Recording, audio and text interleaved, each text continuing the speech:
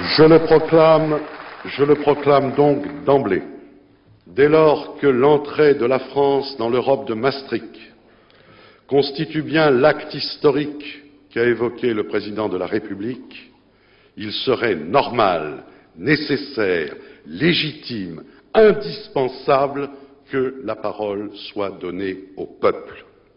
Non point que je conteste la légitimité de cette Assemblée. Je ne me suis pas associé au cœur de ceux qui, il y a quelques semaines, ne trouvaient pas de mots assez durs pour l'abaisser, pour réclamer sa dissolution, voire même proposer son autodissolution. Je constate d'ailleurs la contradiction dans laquelle s'enferment aujourd'hui nombre d'entre eux en se refusant à l'idée d'un référendum. Ce que je veux seulement dire, c'est que le recours à la voie parlementaire est contraire à l'esprit de notre pacte social, car ce que le peuple a fait, seul le peuple peut le défaire. C'est en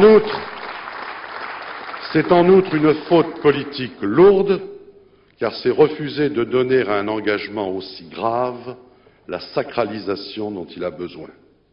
Et ne changerait rien à l'affaire la manœuvre qui consisterait ultérieurement à ne faire ratifier par le peuple que ce que le Parlement aurait déjà décidé.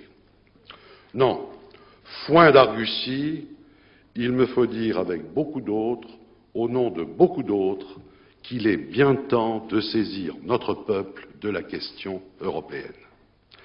Car voilà maintenant 35 ans que le traité de Rome a été signé et que d'acte unique en règlement, de règlement en directive, de directive en jurisprudence, la construction européenne se fait sans les peuples, qu'elle se fait en catimini, qu'elle se fait dans le secret des cabinets, dans la pénombre des commissions, dans le clair-obscur des cours de justice.